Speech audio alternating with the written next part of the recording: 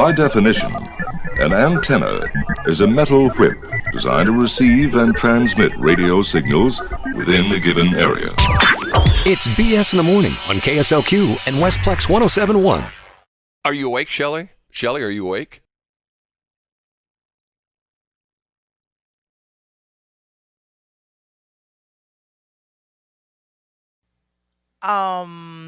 Totally was not the one late. What? No. What? I wouldn't be late on this special day. What's the special day? You're going to have to figure it out, buddy. Wow. Sometimes I hate reading the news because it's all about famous people. Because it's depressing? Well, it's depressing, and it's about, like, at least this morning, it's about famous people who've died. Tom Sizemore. Over the past weekend? Yeah, Tom Sizemore. We talked about this. He had I think like 8 or 9 days ago, had a seizure, had an aneurysm, and he was not doing well. Matter of fact, we got the news. I think we talked about this Thursday or Friday, that the doctors told his family that there was no hope. So apparently Friday evening, I guess it was, they took the life support off, and he died on Saturday, which is sad. And then I see this. The last surviving original member of Lynyrd Skynyrd died at 71. Oh. Actually, that's fairly young to pass. Gary Rossington. He was the last surviving founding member of the rock band. Now, if you know the whole crazy, weird story, they were on a plane that crashed, and I believe it ran out of fuel and something crazy like that. And the interesting part of it was, if you go and watch one of my favorite movies, if you go and watch the movie Almost Famous, and I'm not, spoiler alert, I'm not going to tell you much about it, but this is a parallel theme in a lot of different rock groups, in that they get to the point where, originally they travel by van, hey, they load everything to the van, and then they get bigger, and then they get a tour bus, and then if they really get big, they get a plane. And, think of Buddy Holly, Big Bopper, things like that. They were traveling by bus. He got tired of traveling by bus, got into a plane crashes, him and the pilot and another guy, and Buddy Holly and the Big Bopper are killed. So the day the music died. So Gary Rossington survived this plane crash back, was it 84, 85, something like that? Let me see if it talks about cause of death. Emergency heart procedure. And cause of death has not been revealed. He had an emergency heart procedure in 2019. In October of 1977, man, it's a long time ago, Gary was one of more than a dozen passengers who survived a plane crash in Mississippi that killed lead singer Ronnie Van Zant, siblings Steve Gaines and Cassie Gaines, and 3 others. And yeah. And what's interesting, they were supposed to play at the Town and Country Fair.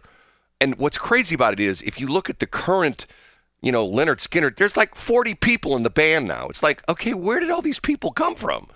And they were always there. They were just in the background, I guess, and they all got on stage when they reformed. See, and originally the surviving members said, we're never going to play again because as a tribute to our fallen bandmates, we're never going to perform again. Well, that lasted about 2 years, and I think they probably ran out of money. Not trying to be a jerk, but that's probably what happened. And they go, hey, we need to go back on the road. Well, they were supposed to play at the Town and Country Fair 3, 4, 5 years ago. I can't remember. Who's that?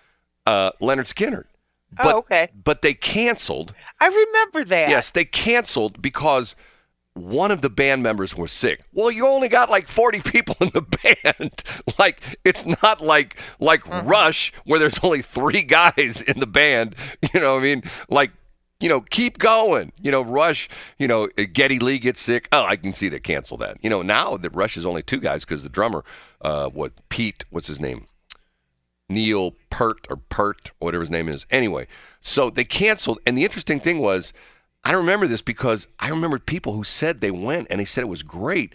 They went and it was Big and Rich. Apparently they called up Big and Rich. She goes, hey, what are you guys doing on Saturday night? Well, we're not doing anything. Come on up to Washington and be in our fair. Okay, we'll come on up.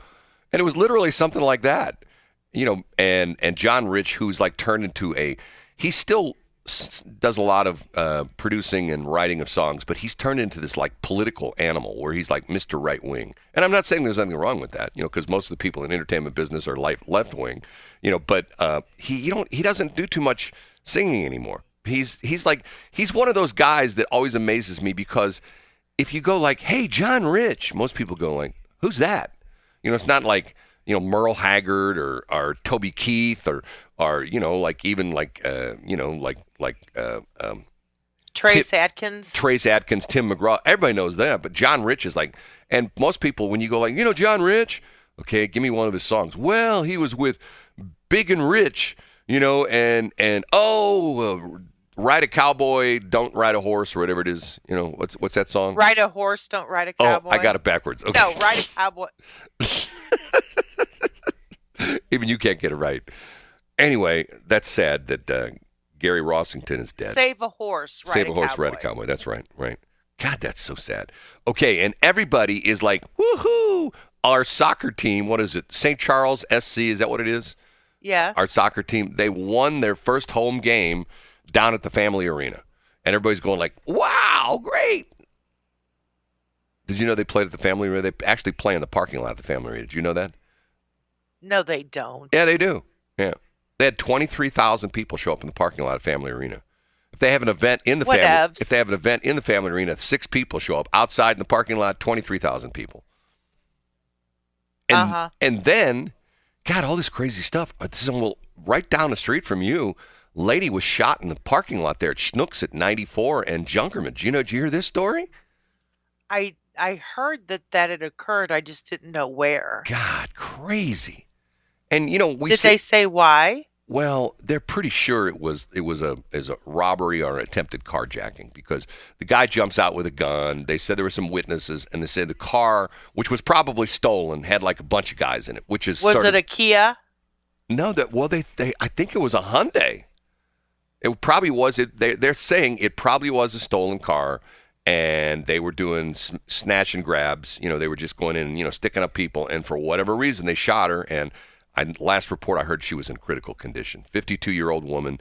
And I'm trying to say the reason that's of note is because normally in St. Charles County that doesn't happen. You know what I mean? No, it doesn't. If that were in the city of St. Louis or Kirkwood or Ladue or Huntley, Kirkwood really happens all the time. Webster Groves happens all the time.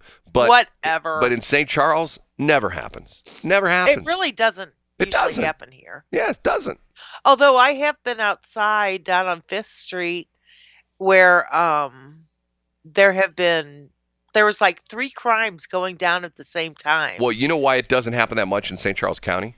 Why? And it doesn't happen that much like in Franklin County? Because we don't sit there and treat them like children. Well, we treat them like criminals. Part of it is the perpetrators end up dead on the parking lot. Get what I'm saying? And when they do the autopsy, the autopsy comes back.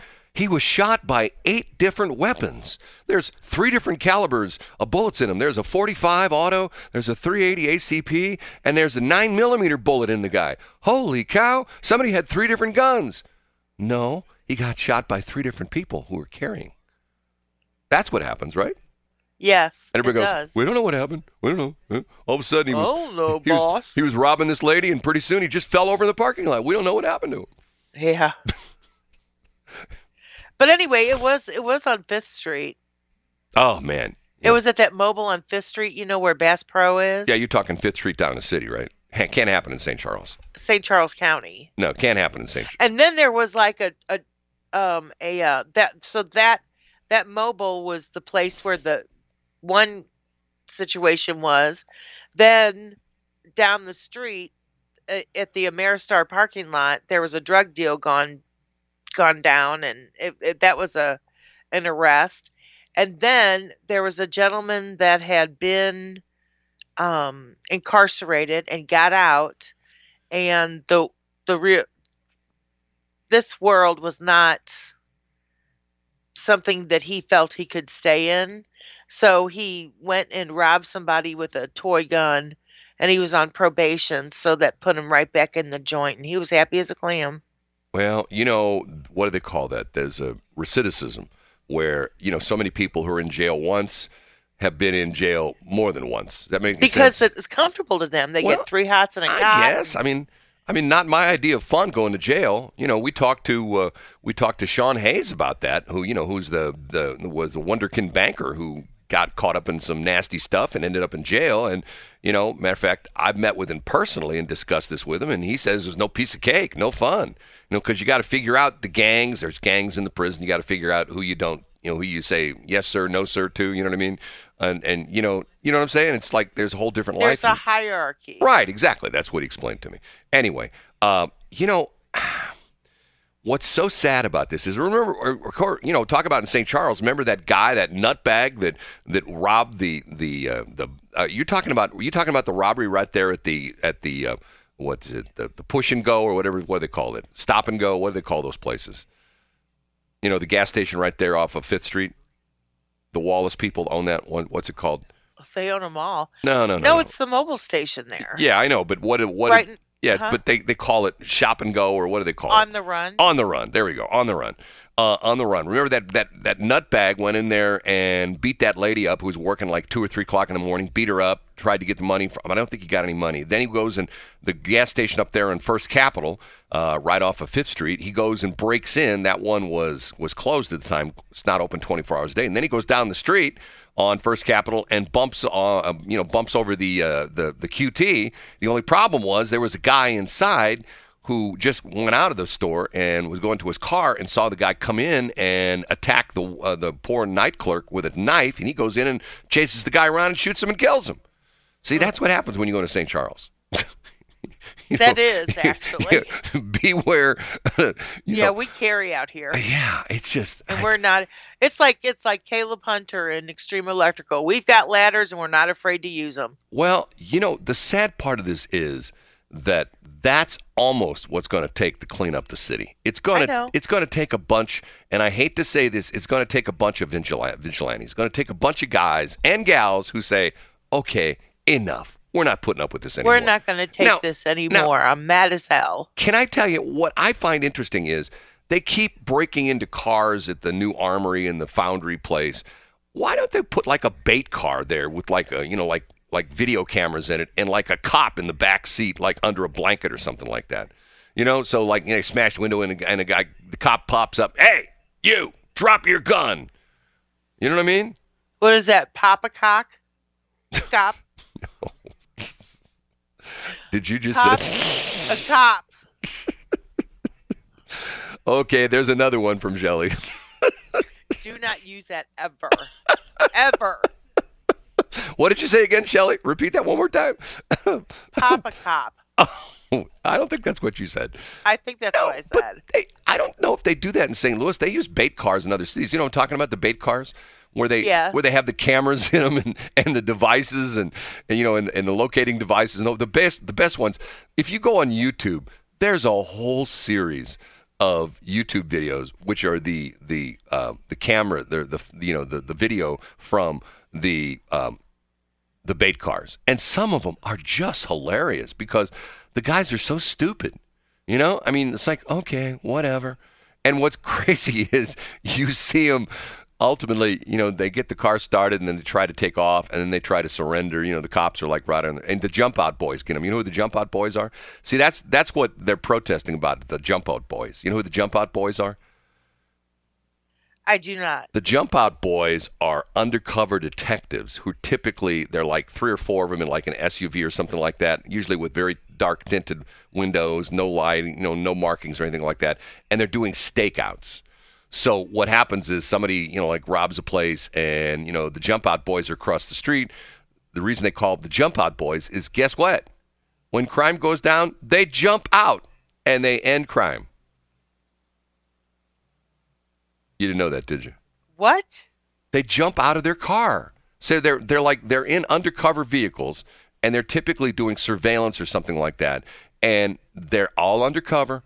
And if they see something go down, they jump out of their car. That's why they call them the jump out boys, because they all, let's say there's 4 of them in a car, driver, a guy, shotgun, and 2 guys in the back seat, all cops. They see something going down, boom, doors open, boom, 4 cops jump out, and the perps surrounded. The jump out boys. You've never heard that before?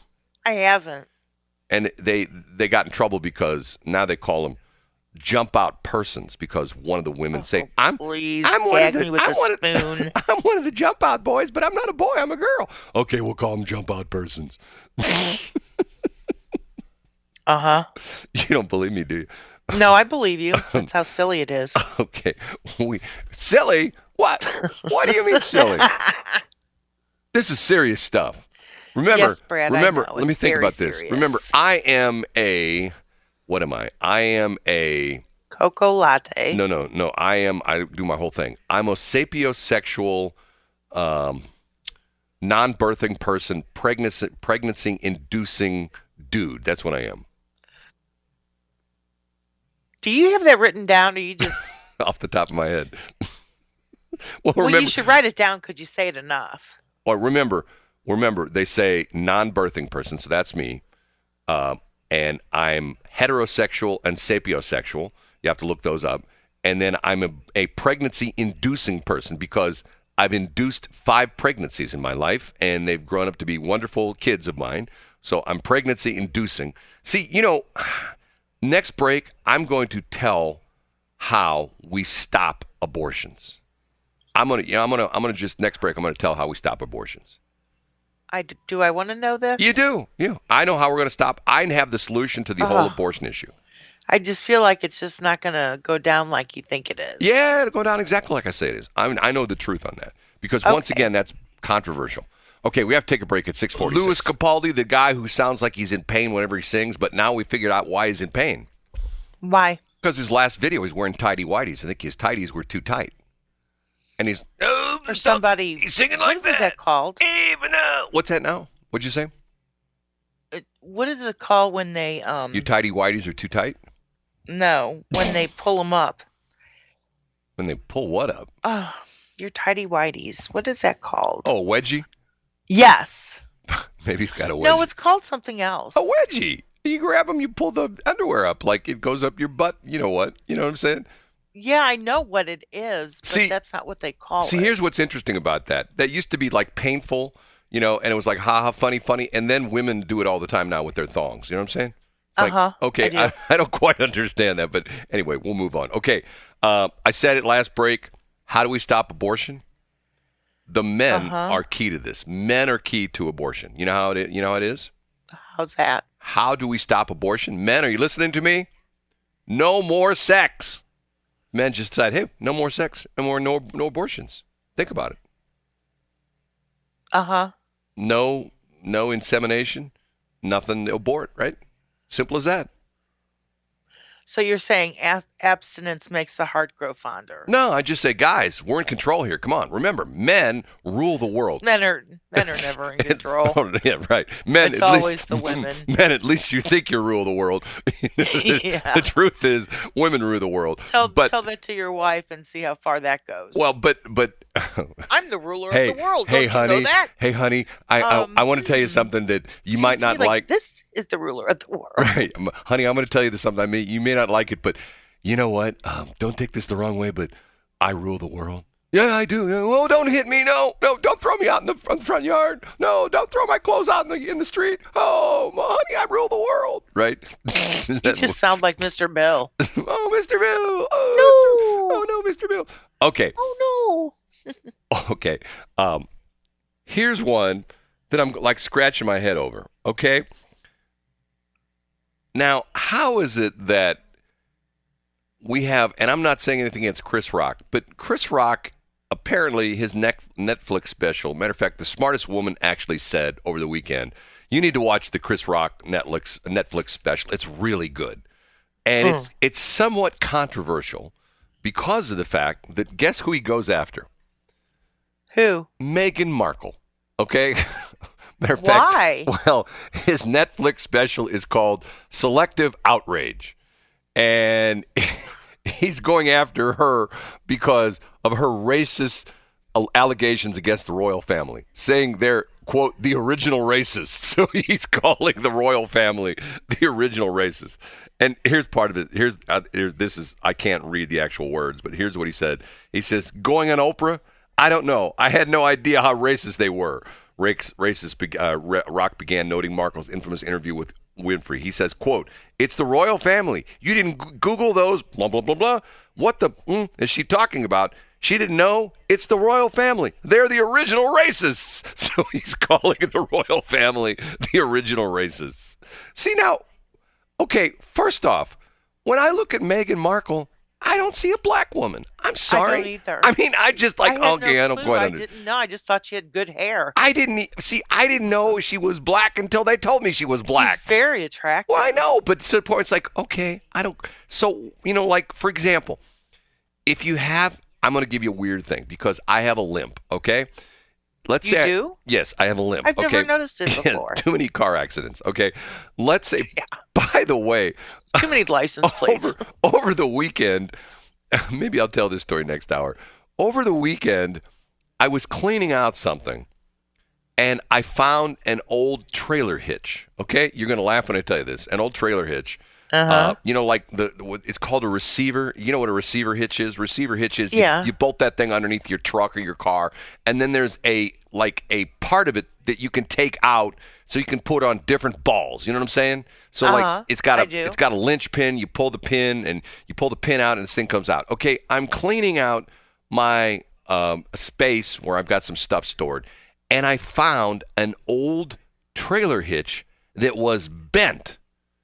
And it was from a car accident that I had years ago where I was hit on 170 by a woman, and I was towing a trailer, and she hit me so hard. How hard did she hit me? She bent my trailer hitch. Now, if you know anything about trailer hitches, this she was hurt like your ball. I'm being serious. Because isn't that like the major part of the hitch? What did you say again now? What did you say? I'm not going to repeat it, Brad. You heard what I said. You're a child. I'll tell that story someday. Okay, going back to the where I sort of diverged off of the Meghan Markle thing. Okay, first off, like now she's so upset. We played this. She's so upset because of the South Park episode that makes fun of them. And what's so funny about the South Park episode? I'm not a big fan of South Park. I've never have been, but some of their stuff is just so spot on. You know what I mean? Their humor is so sarcastic and so like anti whatever they're talking about. You know what I mean? They can really make a point with their humor and their show. And quite honestly, I never got into South Park because I thought the animation sucked. And I hate the voices when they talk like this all the time. Okay. That sounds like Bart Simpson. Well, no. I just don't like the whole thing. Anyway. I don't like South Park just because of South Park. Well, Chris Rock. So hold on a minute. Let me go further here. Oh my God, where'd it go? You keep on going off track. What is it with you today? I'm messed up. Okay, so he goes on to say, here. This is funny. He says he joked it was like, quote, marrying into the Budweiser family and then finding out they drink a lot. That's true. He says, some of that blank she went through is not racism. It was just some in-law blank. Sometimes it's just some in-law blank because they're complaining like, what the blank is she talking about? Oprah, they're so racist. They want to know how brown the baby was going to be. He says, Rock says, that's not racist because even black people want to know how brown the baby's going to be. That's true. Oh, yes, Chris Rock. See, he can get away with that because you know why? He's got permanent immunity. You know why he's got permanent immunity? Because he was slapped. Yes, wasn't he the one exactly. slapped? He was the slappee. So slap heard around the world. No, he was the slappee. So he's got permanent immunity. He doesn't have to worry about anything about that. Okay, we have to take a break. We're going to take a break right now, and we'll be right back. It is 6:59. I need to hire a PR agency. You know why? I do think that you do. The smartest woman in the world over the weekend sends me this article out of today.com. It's their website, about Kevin McGinnis. He lives in Nashville. And you know why she sent this to me? No. He's announced that he's going to eat only McDonald's for 3 meals a day for 100 days straight in an effort to shed some pounds. Now, I'm going like... You've been doing that for years. I'm telling you. The crazy thing about it is, and can I tell you something?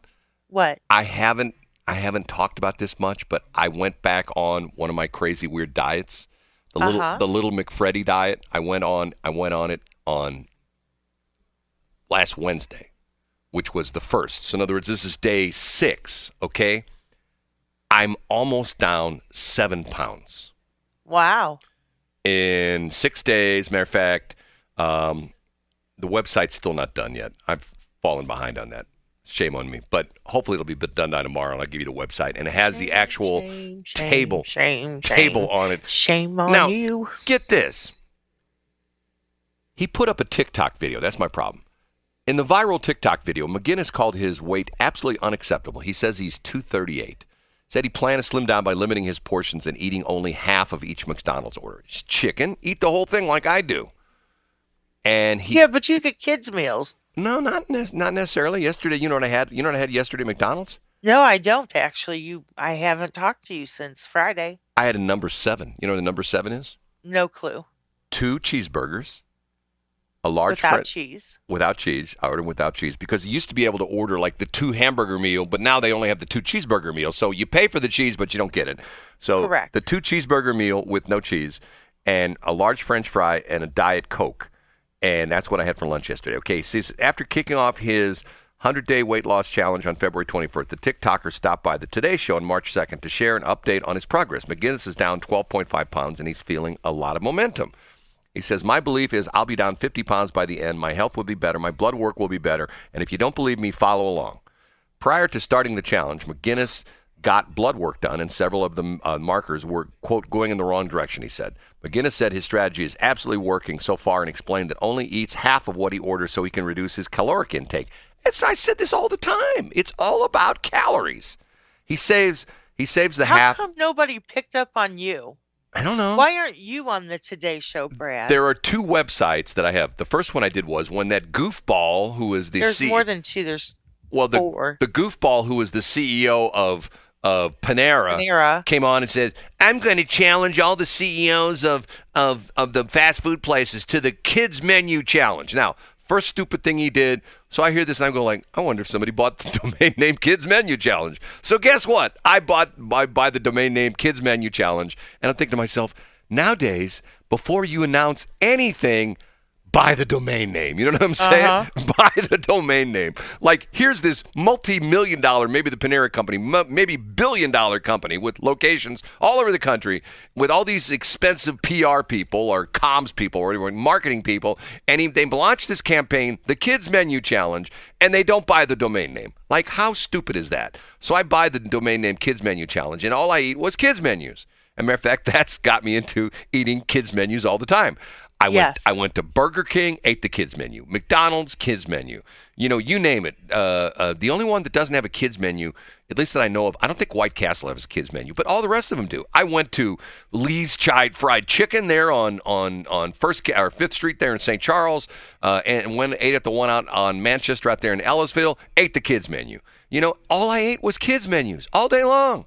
And it saved me lots of money, you know.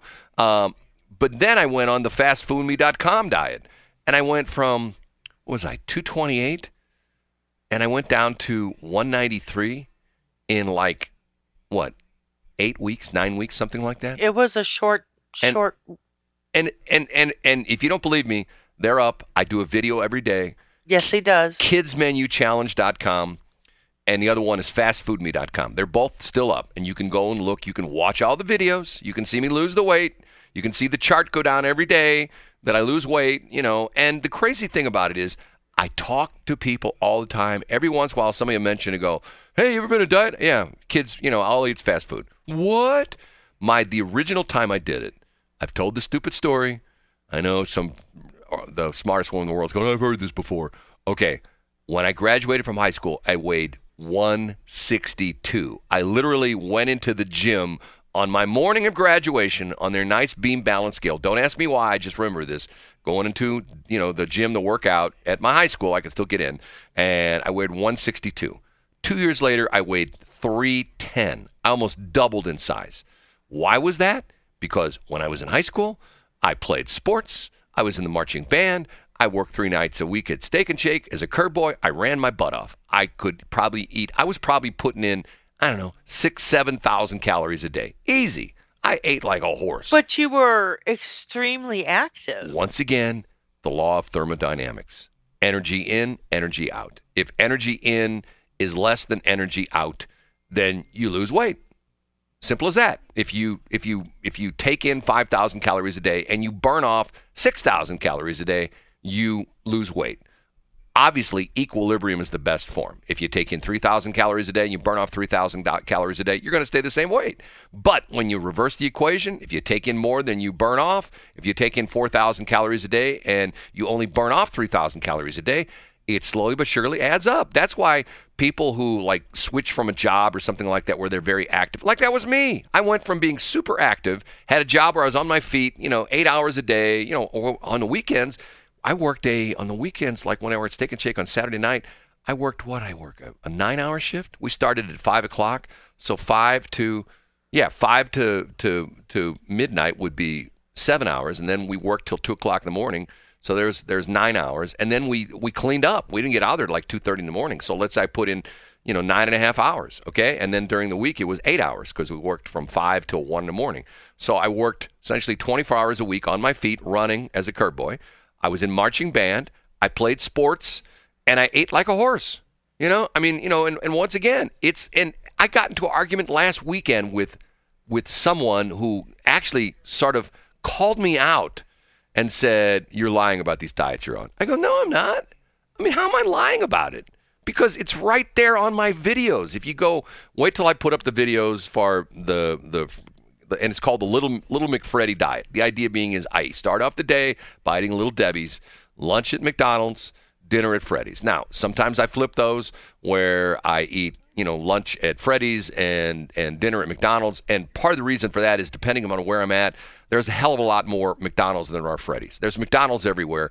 Freddy's are, not that they're like rare, but they're not all over the place. Not like McDonald's. They're growing though. Yeah, they're growing. Okay. So this guy's getting all the attention. And people are like, how can you eat? Because once again, people are duped into this thing. And the crazy thing about it is he's not the first guy that did this. This guy, there's a guy who did this when that Super Size Me movie came out. He did the exact same thing. He ate. That messed a lot of people up. Well, but see what ticks me off about this? What? My youngest son told me the story. You know what? I wonder if he's up. Should I dare call him? Hold on. What the heck? I'm going to get in trouble for this. That's okay. It's easier to ask forgiveness and permission. Works for me. He's probably asleep. Hold on. He's going to answer the phone. And he's Hold on, man. D-R-E-W. You're Brad the dad. He can't get mad at you. He can't. All my kids get mad at me. What are you talking about? Okay, here we go. Let's see if he's awake. We'll wake him up. Okay. I bet he loves this. Okay. See if he answers the phone. Probably won't answer the phone. You always say that, and then they answer the phone. Yeah, it's your daughter that never answers my calls. That's usually because she's sleeping or she's at work saving lives. Yeah, Sorry. right. Yeah. He's not going to answer.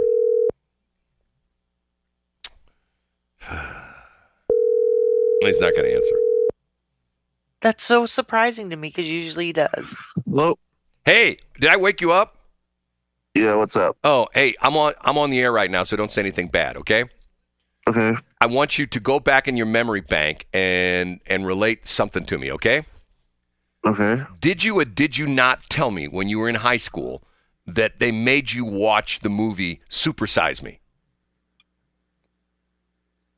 We did watch it. Yeah, I don't think they made us. I think it was elective, but we did watch it. You watched it in school, like in a health class or something like that, right? Yeah. And they were essentially telling you that fast food was bad, right? Essentially. Now, how did I bring you up? How we never ate at a fast food place when you were like a kid. Remember, we never ate there, right? I mean, we definitely did. You're supposed to agree with me. Did he have hamburgers? I'm your father. Okay. So here, I'm going to ask you. How tall are you? 6'3". 6'3". How much do you weigh right now? Like 190. 190, 6'3", 190. Would you consider yourself to be overweight? I'm not in shape. but you're not overweight. 6'3", 190, you'd probably be right on target with 6'3", 190, don't you think, as far as BMI and all that kind of stuff, right? I have no idea. No, I know you. I mean, that's you might ideal weight for you might be like 185 or something like that. I bet you any money it's like probably 190. So you still eat fast food, right? Yeah. On a regular basis? Semi-regular. Semi-regular. Okay, so in other words, fast food has not, other than being my son, hurt you, correct? I mean, it's definitely not healthy for me. You're not supposed to say that. Okay, so I was correct that they showed the movie Super Size Me at your high school. And it was like when you were junior, senior, something like that? I don't remember the exact year, but I remember watching it. Because you came home and told me, and I got mad, remember? I mean, the whole point is that he goes overboard and supersizes everything. Exactly. That's the whole point, is that he just stuffs his face all day long. Wasn't that the deal wasn't that the deal that every time they ask you, would you like to supersize it? He says, yeah. Wasn't that the whole point of the movie?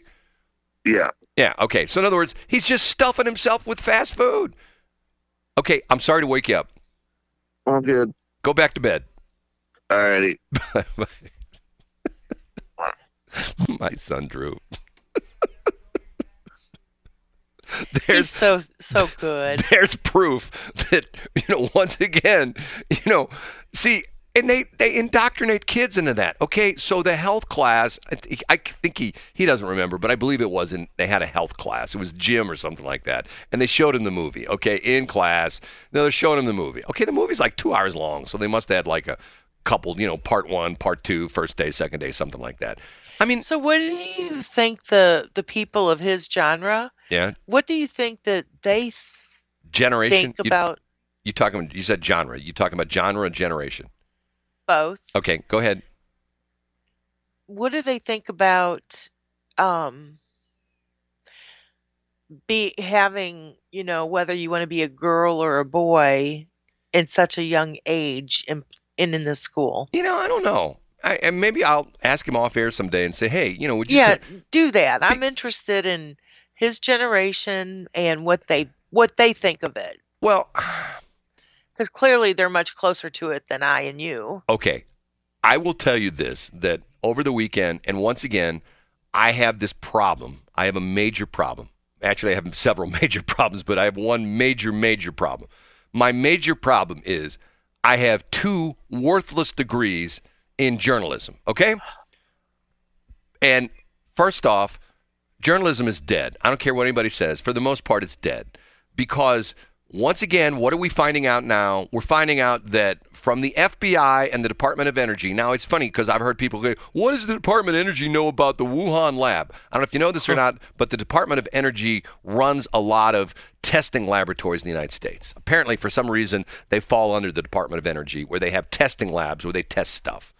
And both the FBI and the Department of Energy had come out and said, we are relatively sure, not absolutely positively, but relatively sure that the Corona-19 virus came out, or COVID-19, whatever you want to call it, came out of the lab in Wuhan, China. Okay? They said that from the beginning. Yes, but you couldn't say it. If you said it, but if you said it on Facebook or Twitter, they blocked your post. Remember, every time if you put something, if you mention COVID-19 on Facebook, they threw their little stamp on there about you got plastered. Well, yeah, with COVID-19, here's more information. Okay, so the reason for that was the journalists in our country decided, well, that's heresy. You can't say that it came out of a lab. And remember the New York Times put out pieces that people who said it came out of a labs that were right-wing lunatics, and they were Trumpsters and stuff like that, because Trump said it all along came out of a lab. And a lot of people said it came out of a lab. So now the tide is changing.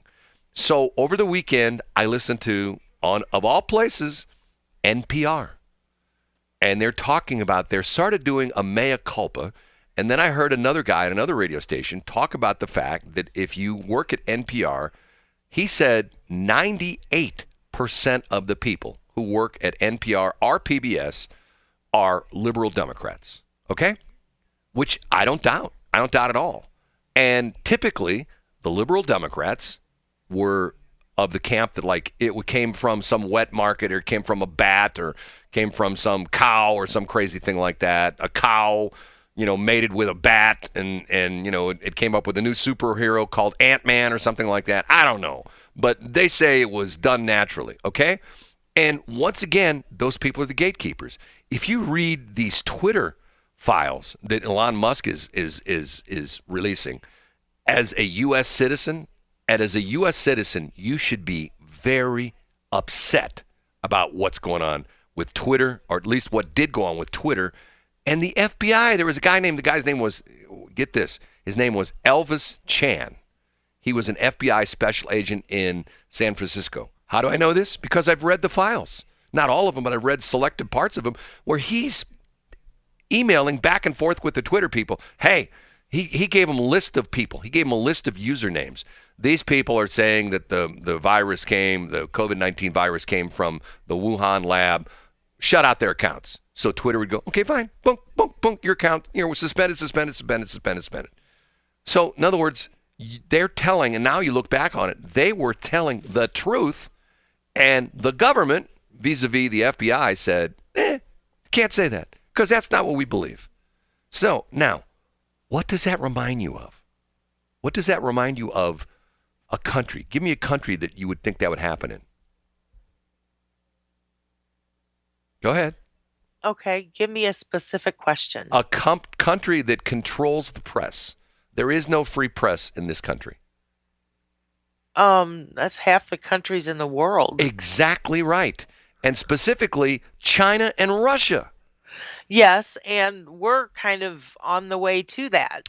You know what? This is what he said, but this is what he really meant. Well, but see, what you just said is really interesting because of the fact that we are on our way to that. Because of the fact that the government, you can't say that, you can't say that, you can't say that, and once again, the freedom of the press. And once again, there are kooks out there. There is, what's the guy, the guy that got sued by all the parents at Sandy Hook, I'm talking about the guy, Alex Jones, okay? Absolute positive nutbag, okay? I'll admit that to you. I'm no fan of Alex Jones, but here's how I'm a fan of Alex Jones. He knows how to rile people up. He knows how to get attention. He knows how to get an audience, and he knows how to make lots and lots and lots of money, okay? Once again, this is a capitalist society. Do I think what he did was right? No, I don't. But yet, by the same token, he had freedom of speech, and he used it. I would say he overused it or abused it because I don't agree with the things he was saying because of the fact that, to a certain extent, he was saying things just to get people riled up. And, he's right. The government's out to take away our blenders. We can't have a blender in our house because Alex Jones said the government's going to go give it. I'm going to hide my blender. You know what I mean? I mean, that's kind of stuff he would talk. I would hide my blender. Yeah, you wouldn't want the government to come grab your blender, right? No. It has over 9,000 blends. I've had it for years. Yeah, right. You're attached to your blender, right? No, I am. I have a frosty beverage every morning. Do you really? I do. In your blender? Yes, Brad. And what do you make it? Like, what do you put in your... This is a whole segment. Hold on. We got to do this next segment. We have to do this. We have to find out what Shelley puts in her blender every morning. This is interesting. This is fascinating to me. Because, you know what? Can I tell you what's sort of weird? I mentioned blender. Because... When I was a single guy and I first moved into my apartment, I had no furniture. I slept on the floor, literally slept on the floor, had no furniture. And you know what the first thing I bought in my bachelor pad was? A blender. Exactly. I bought a blender. And I thought to myself, because at the time every cool dude has a blender in his apartment. I was spinning records at a disco. I was the disco DJ. At a matter of fact, a place owned by Goombas? No, called the Distillery. Ironically, owned by Jane. What's her name? She ran for county executive. Can't remember her name. Jane Dugan. No. Anyway, I worked for her parents. And wonderful people. And they owned this place called the Distillery. And they would make me, because I wasn't much of a drinker, but there was the bartender who would make me all these things made on a blender. They like, what kind of drinks would you make in a blender? Is that like a margarita, pina colada? Would you do that in a blender? Is that a blender colada, kind of? Right. Yep. Well, he would make me these. because I didn't drink much. He would make these non-alcoholic drinks, and God, they were good. He'd mix all sorts of, put it in the blender. Banana daiquiri. You know what? But he didn't put the liquor in it. He just made it for me. You know, and I thought to myself, man, when I move into my apartment, I'm going to buy a blender. That's like the first thing I bought, a Hamilton Beach blender. Do they still make Hamilton Beach blenders? Is Hamilton Beach still? I don't know. Mine's what is mine? I don't know. It's the one that Panera uses for their blender. Oh. Blendtec. A junk blender? Because they use junk stuff there. No, they don't. Please. Matter of fact, I was at a garage sale recently. I won't go. I'll get myself in trouble. I get sued over that. Okay, never mind. Probably. I spent enough time in court as it is. So, totally. with my sons. But that's a whole nother story. Actually, did I ever do with Drew? I can't remember. My oldest son. God, I can tell you stories about that. Okay, it's time for us to take a break. We have to take a break. Break. It is. And next break, you're going to tell us what you put in your blender, okay? That's kind of personal, don't you think? Because Rachel Ray has decided she's ending her show, so instead we're going to have... Did she really? Yeah, she's not going to do her show anymore. She's going out of syndication. So we're going to have... We're going to lose some weight. We're going to have Shelley... She's on the McFreddy diet. Shelley Welly is going to tell us what she puts in her blender, okay? Shelley Welly? Yeah, Shelley Welly. That's your new name. Rachel Ray, because, you know, it has like a ring to it. Shelley Welly. Or how about Shelley Belly? I don't know. That's not happening. Shelley Jelly? No. Shelley Kelly. Okay, Shelley Kelly is going to tell us what she puts in her blender. How about Shelley Barr? No, I like Shelley Kelly. 7:26. Okay. It is BS.Show, 7:32. You know, it's a special day today. Do you know that, Shelley? Why? 5th of May. What? It's 5th of May. No, it's not. It's the 6th of March. What? It's not the 5th of May? No, it's not Cinco de Mayo. Oh, I thought today was the big day. Isn't today Christmas? No. Oh, it must be Easter because Easter moves around. Easter sometimes is on the first Monday of March. Isn't that what it is? No. Let me think. What day is it? Ah, I know what day it is. What? This is the day when Mr. Cottleville, or Mr. Cottle, founded his ville, and he called it Cottleville. No? Huh? Is not today? I don't think it's the Founders' Day of Cottleville, no. No, today's the day the Hoffmans bought all of Washington. And they're changing that into... That could be. Hoffmington, I think is what they're calling it too. Hoffington or something like that. No, today's your birthday. It is my birthday. Wow. Do we? You know, I've been told you never ask a woman how old she is. She is once she gets over 21, you don't ever ask again, right? You can ask me because I'm not too wild about it. I'm not going to ask because you don't do that. I'm 59. What? I know. 59. I don't know how it happened. You only got one more year and then you're dead. 60, well, you die. Thank you for that, Brad. 60, Thank you for putting that out in the universe. 1 year and counting. 60, you're dead. Sorry. That's what happens to you. No, that's not the way it happens. Can I tell you something to think about? Sure. 100, let's go back 200 years. 200 years ago, you probably would not have lived till 59. You're probably correct. The life expectancy for men, I think women a little bit longer, but still life expectancy was like, for men was like, I think early to mid 40s. And if you know the whole crazy story, even of our lifetime, the reason they put the retirement age at 65 is because the government, you know, when they started Social Security, the government thought, okay, we're going to have all these people paying to this money and they can collect it when they're 65, but everybody dies at 65, so we won't have to pay out any money. That was Social Security. So, but now, you know, unless you're like somebody like Tom Sizemore, who made it to 61 and died over the weekend, which is really sad. What did he do? Okay, I can tell you, he was in some very high-profile movies. He was in Saving Private Ryan. I believe he was the sergeant in the squad in Saving Private Ryan. Tom Hanks was the captain or the major, whatever he was. And I believe he was like a sergeant. And matter of fact, it's interesting because if you're a gun guy, all the other guys in his squad or platoon, whatever he had, you know, his I can't remember his company, whatever they called it, you know, E Company or whatever, they carried Garands, M1 Garands. He had an M1 carbine, and I know Wow. that's Nerdville stuff, but anyway, he was in that. He was in Heat. He was one of the robbers in Heat. Did you ever watch the movie Heat? I did. Okay, he was one of the robbers in Heat. Matter of fact, I can tell you exactly who it was. If you remember, they're the main shootout where they're robbing the bank, and De Niro figures out that when they're going to rob the bank, and the police show up, and there's this huge shootout, which is, some people say, one of the best shootouts ever in movie history, where this huge shootout where what's his name, Val Kilmer is in it, and Pacino and De Niro are all shooting it out, and Tom Sizemore gets away, and he runs and runs and runs, and he grabs a little girl as a shield. You remember this part of the movie? He grabs a little a girl as a shield, and he's running across like some kind of a it's in downtown, wherever they're at, downtown L.A., and he's running across some kind of a plaza, and De Niro is, I always get confused, De Niro, Pacino, one of the two Italian dudes. That's the first movie they played in, too. Right, is like came up, he pretty much figured out where he's going to run, and he's got his rifle, and as Tom Sizemore approaches him, he sees him, and he's got the little girl in his arm, and he shoots him, and he kills Sizemore. And he was also in Saving Private Ryan. He was in Heat, and what's the other big movie he was in? There's a third one, too. Anyway, sort of a big guy, physically big guy.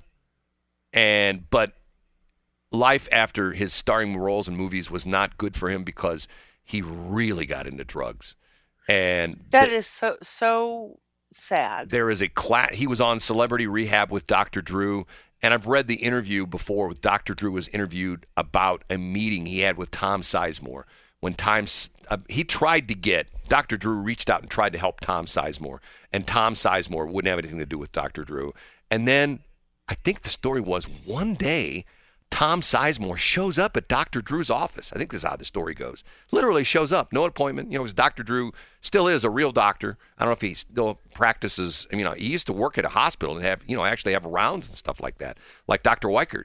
And I don't know if he does that anymore, but he was at his office, had on a regular doctor's office, and Tom Sizemore shows up and wants to meet with him and talks about how Dr. Drew said he was so wigged out, he didn't even know what he was talking about. He was like, he didn't know where he was. He was just like spilling his guts and talking crazy stuff and stuff like that because he was so high on whatever he was taking, which is sad. And there's some people Chuck Berry high? Well, I don't know. I don't know. I don't know if Chuck got that wasted, but a lot of these, according to that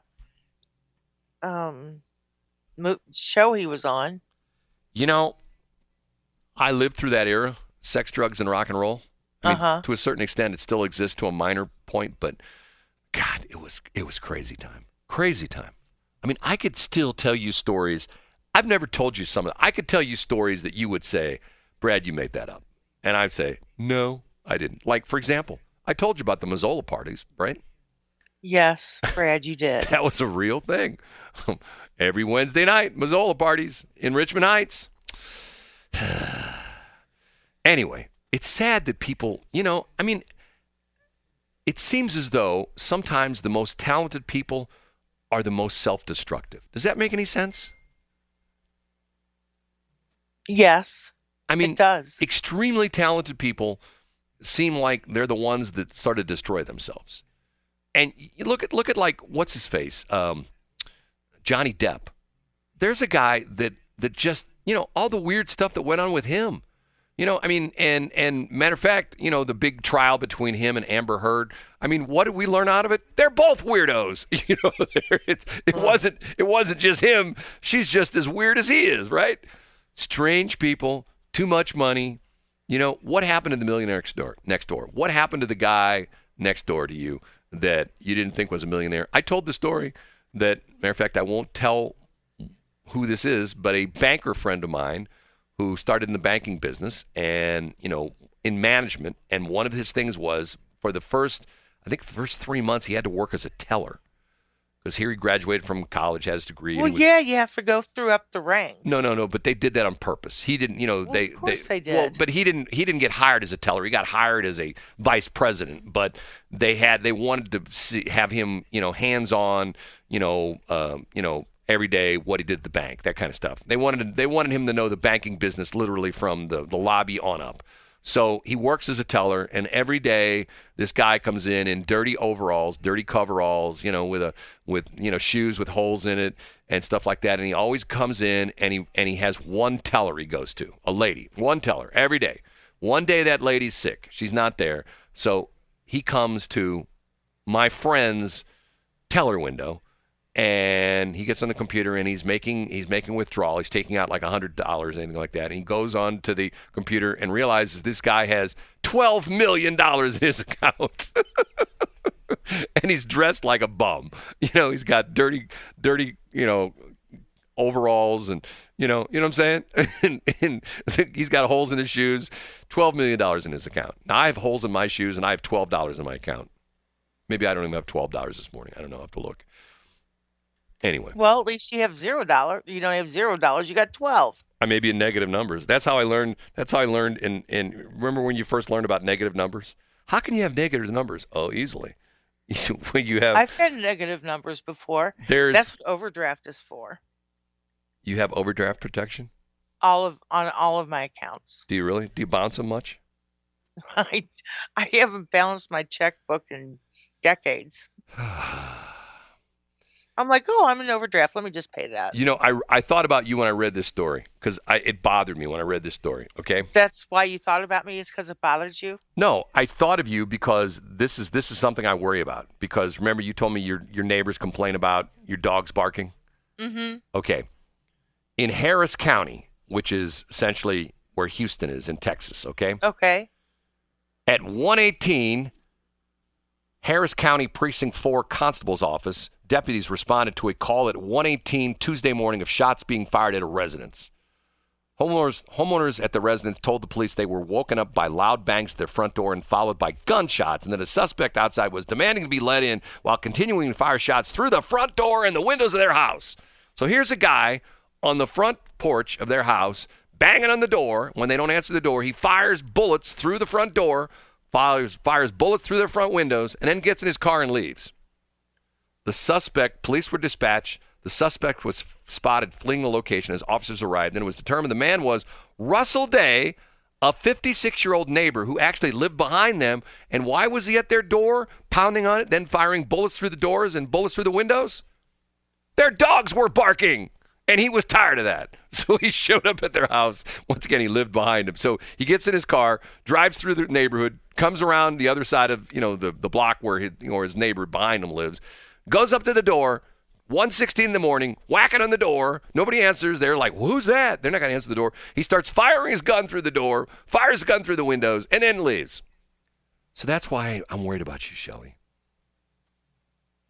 Because I'm going to fire bullets into my windows? No, your neighbors might get upset with you and show up at your door. Look, I had to put up with the woman's bouncing, what was that movie? The Masked Dog. The Masked Dog? Do you know The Mask? The movie The Mask? I've never seen it. Well, Milo, the little dog, was one of those little jumpers, and they're hyper. Yeah. I had to put up with their kids and their jumping dog. Who was that? Put up with my big dogs. That's your neighbor has one of those kind of dogs? She used to. Oh. What happened to it? Did you kill it? No. Did you poison it? I would never. Here, doggy, here's some nice food. Oh, it's going to taste good. Right? No? That wouldn't be Shelley? No, that wouldn't be Shelley. I know there are people right now who are, going like, oh, my God, I can't believe he said that. You poison a dog? Yes. But if I talked about somebody being shot and killed, oh, that's okay. Poison a dog? Oh, we can't have that. That's terrible. Poison a dog. Tom Hanks said, the movie's going to be a bust if you kill the dog. Right, because everybody will hate it. Nobody will go watch the movie. Yep. Okay. So, yes, it is my birthday. Thank you for remembering that. Who reminded you? I knew it. I would play the song, but I'd get copyright violation on me, so I won't play the song. Remember, was it last year? That's only if it's last year, the year before. Recorded, right? I played the song, remember, and then I got copyright violation on the YouTube channel and on our podcaster. I got reject, because of the fact that I didn't even think about it. I played like 20 seconds of the song or something like that. Yeah. They say it's your birthday, and bangle boingo bongo. That's what happened. Okay. Happy birthday, Mrs. President. Mrs. President. Okay, you know Happy what? birthday. In honor of that, to I think you. the show should end right now. What? In honor of the fact that your birthday at 7:45, I can't go any further because I'm taken back with emotion, and I can't go. Shut up. I can't go another 14 minutes. So, Shelley, happy birthday. It's been nice today. We'll talk again tomorrow at 6 o'clock. Are you serious? As a heart attack. Oh, really? Yeah. Happy birthday, Shelley. Well, thank you, Brad. Once again, can't go any further. I'm done. Okay. Well, thank you for your comments. It was very sweet. Right. And guess who emailed me this morning? President Biden. And he wants you to come over and ride in his Corvette and throw classified documents out the back while you're driving down the highway? Yes, that was him. Was him. No, John Tombest. What? He did. Totally wished me happy birthday. What's wrong with that man? Well, he's a what is he, a published author? Yes, he's an author. Yeah, we have all these authors now. I got another author too. You do? Yeah, I'm gonna get Fred Shelley on here. Who's that? My buddy from way back when. Oh, the only Fred I knew beat me up on a regular basis. JFK35.com. Check out Fred Shelley's website. JFK, John F. Kennedy 35. Oh, did you talk to him? Too much. Got it. There's a whole story there. No, he's a great guy. I'm trying to help him out with something. You've always said good things about him. JFK also stands for John F. Kennedy, John Fitzgerald Kennedy, and it's the title of his book, JFK, and it stands for Jailed for Kennedy.